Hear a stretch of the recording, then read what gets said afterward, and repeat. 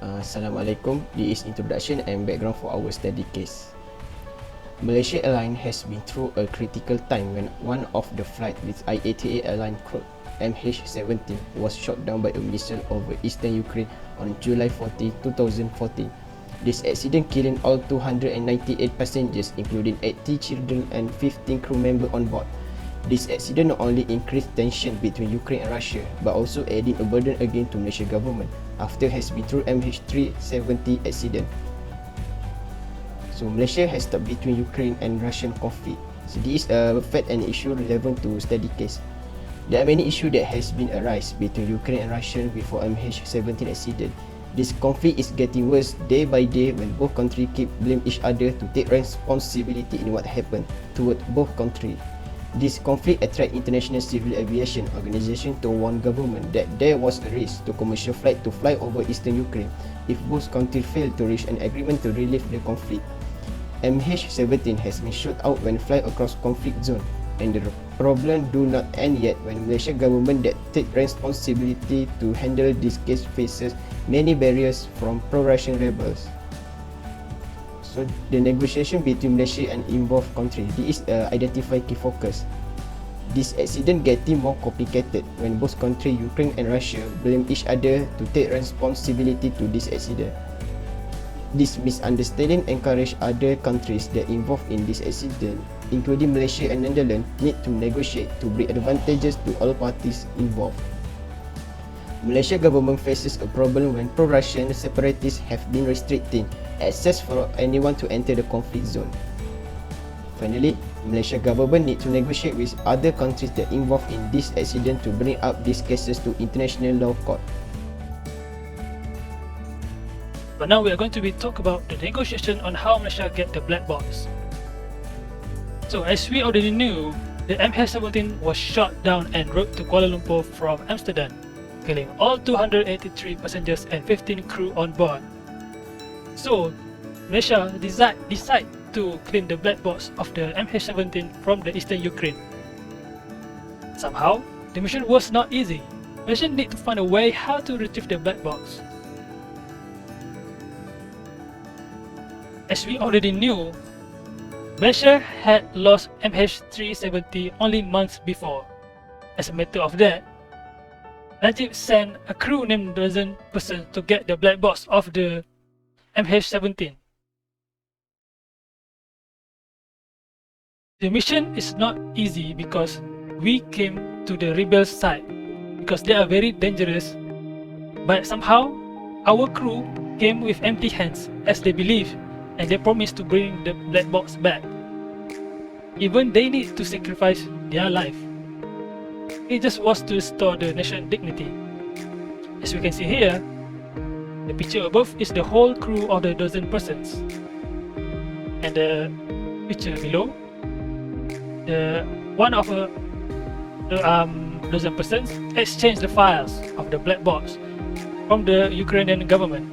It means that the crew was successfully got to bring the black box to Malaysia after negotiation with the Ukrainian government. After that, a broad agreement took shape on Monday, and Najib broke his silence, telling a small group of officials that a deal had been struck. Najib assembled his advisors and press officials at his residence for a briefing at 10 p.m. The public announcements came just after midnight, 5 morning in Malaysia on Tuesday. The black box were in Malaysian possession, and a train carrying the bodies was heading out of separatist-controlled territory. Thank you.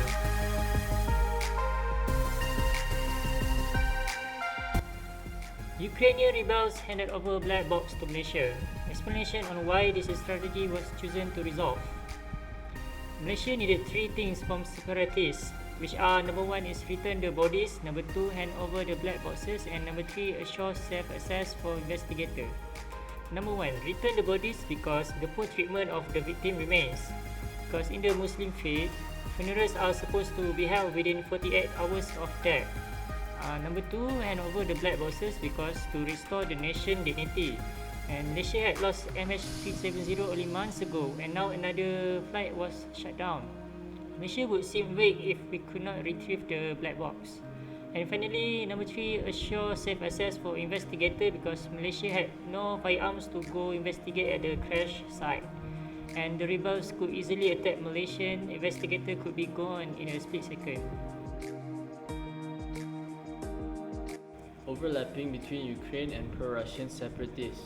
An armed conflict in eastern Ukraine between Ukraine and pro-Russian separatists occurred. This conflict led to the shutdown of MH17 on July 17, 2014.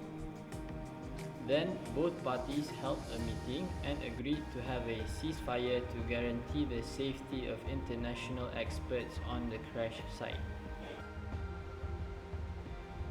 Second one is International Tribunal proposed. In June 2015, the joint investigation consists of 6 countries, including Malaysia, Belgium, Ukraine, Australia, Netherlands and Russia held a conference. All the countries had agreed to create an international tribunal in order to prosecute those responsible, except for Russia. The discussion and negotiation between Russia and the 5 other countries failed to reach an agreement because Russia exercised their veto power. For a recent court hearing, in 7 June 2021, the trial proper opened in the MH17 criminal proceedings. On this first day, the topics discussed included the state of play in investigation by the investigating judge and a brief recap of inspection. The investigating judge cannot reasonably foresee another way of carrying out the instruction from the court to request the satellite footage or to access certain data related to it. The inspection on 26 May 2021 was conducted as planned. The court will discuss the highlights of the document addressing these questions in neutral terms. That means that the content or those documents will be shared in brief. Negotiation between leaders to bring dead bodies home.